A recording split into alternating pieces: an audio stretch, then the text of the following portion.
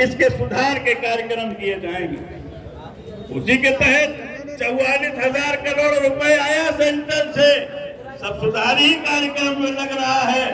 अब ये 44,000 करोड़ अगर उत्तर प्रदेश की बिजली व्यवस्था सही करने के लिए लगाया गया है तो इसके बेचने का मकसद क्या है, ये बात नहीं समझ में आती। आप लोग माई तरफ आगे खड़े हो जा रहे हैं भैया।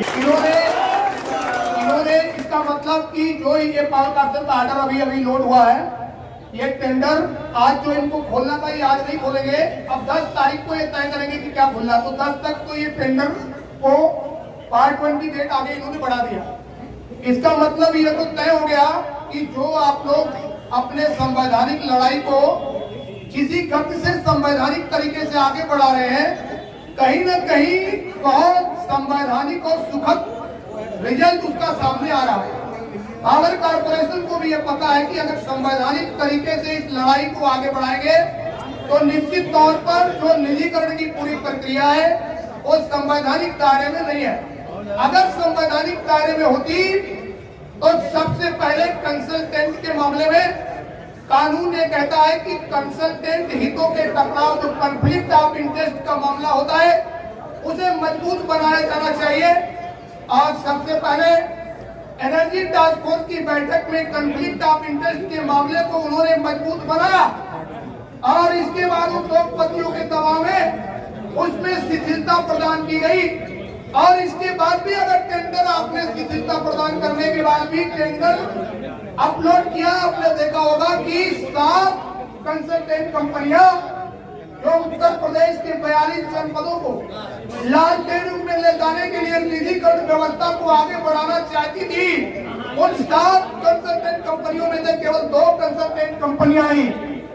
आपको ये भी मैं स्पष्ट कर देना चाहता हूं कि 2 कंसल्टेंट कंपनियां जो वर्तमान में टेंडर में भाग ले रही हैं, उसमें से दोनों कंसल्टेंट कंपनियां एक टाटा के साथ काम कर रही है और एक अडानी के साथ काम कर रही है। इसका मतलब कॉन्फ्लिक्ट ऑफ इंटरेस्ट पूरी तरीके से सिद्ध होता है।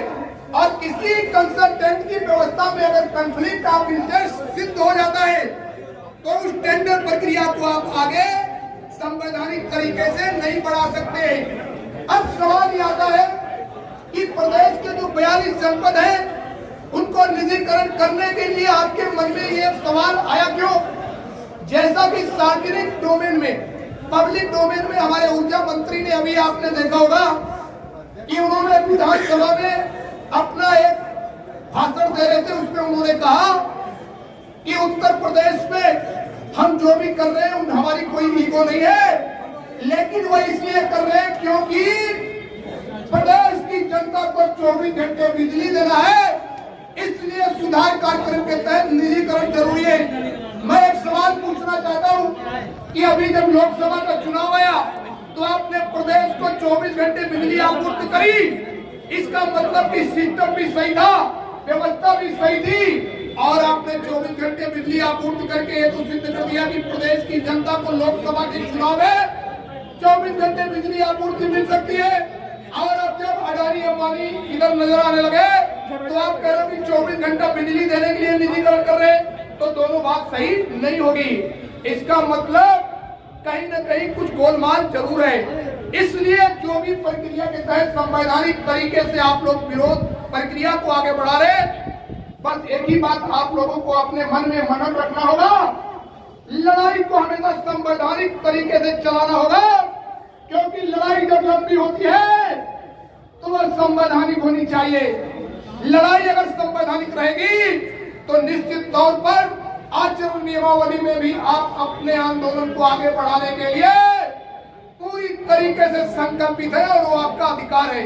हमको आपको केवल एक ही बात को देखना होगा, कहीं भी हमको अपनी, चाहे वो आचरण नियमावली हो, चाहे वो संवैधानिक नियमावली हो, चाहे वो कानूनी नियमावली हो, चाहे वो कोई भी नियमावली हो, उसका उल्लंघन नहीं करना, क्योंकि लड़ाई जब संवैधानिक होती है तो हमेशा संवैधानिक तरीके से जीती जाती है।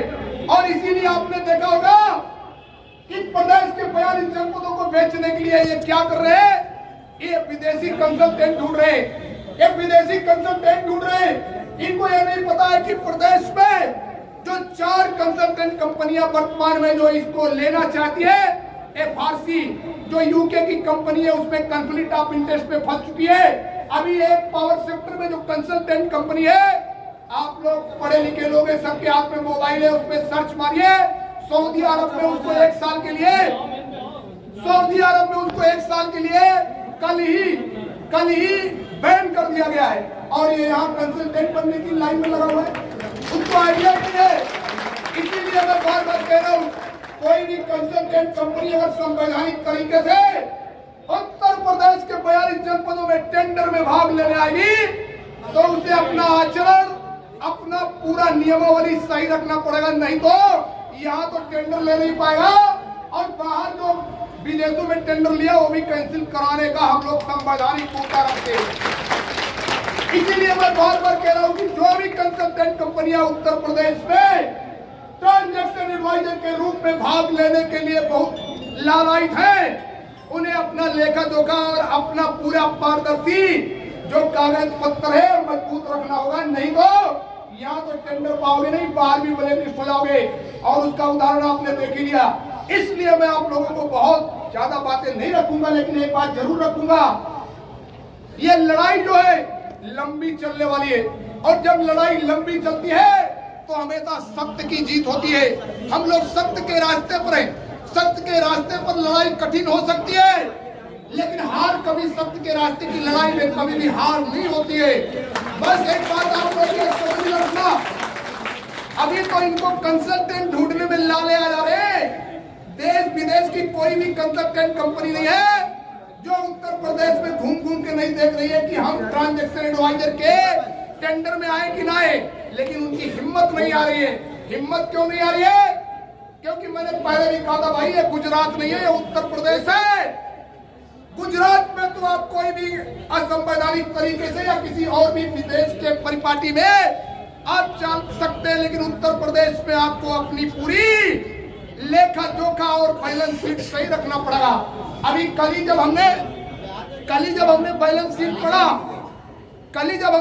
शीट पढ़ा, जितने भी कंसल्टेंट 7 कंसल्टेंट उत्तर प्रदेश में घूम रहे, टाटा, बिरला, अडानी, नोएडा पावर, पीआरपी को इनका सबकी बैलेंस शीट आप लोग देख लो। ये सभी लोग उनके लिए काम कर रहे हैं। इसका मतलब हितों से टकराव के मामले में, कंफ्लिक्ट ऑफ इंटरेस्ट के मामले में ये पूरी तरीके से दोषी है, लेकिन कंफ्लिक्ट ऑफ इंटरेस्ट के मामले को शिथिल करते हुए जिस प्रक्रिया को आगे बढ़ाने की रणनीति में लगे हैं, ये सफल नहीं होगा। अंत में मैं एक ही बात कहना चाहूंगा, अभी आपने इनकी वित्तीय, अभी इन्होंने विधानसभा के पटल पे वित्तीय रिपोर्ट दाखिल की है, उसमें भी इन्होंने देखिए दोनों बिजली कंपनियों की परिसंपत्ति 80,000 करोड़ की है। 80,000 करोड़ की परिसंपत्ति को आपने 42 और 50,000 करोड़ की परिसंपत्ति क्यों कहा? इसका मतलब कहीं न कहीं आप इसको औने दामों में बेचना चाहते हैं, जो सफल नहीं होगा। तो साथियों, आप लोग लगे रहिए। अभी तो ये रोज डेट बढ़ाएंगे, इनको टेंडर खोलने का तो मौका ही नहीं आएगा। बस आप लोग संवैधानिक तरीके से अपनी लड़ाई को आगे बढ़ाते रहेंगे, जीत अपनी होगी। अभी आज एक बहुत ही इन्हीं सब प्रक्रिया से जुड़े एक सीनियर अधिकारी ने हमसे कहा, निजीकरण तो बर्बादी होने वाला नहीं है। हमने कहा अगर नहीं होने वाला है तो इसका डिक्लेरेशन आप कर दो, अपने आप लड़ाई खत्म हो जाएगी।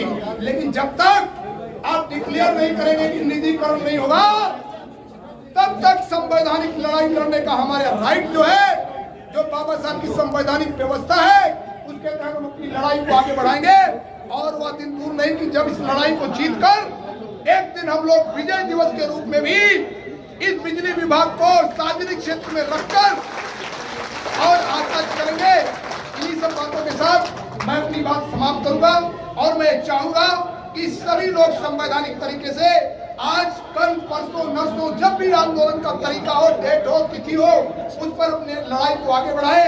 निश्चित तौर पर आने वाले समय में हम इस प्रदेश को लाल तेलुगु में ले जाने से बचाएंगे और प्रकाश में भारत की दिशा में उत्तर प्रदेश को विश्व के पटल पर स्थापित करेंगे। इन्हीं सब बातों के साथ मैं अपनी बात समाप्त करता हूँ।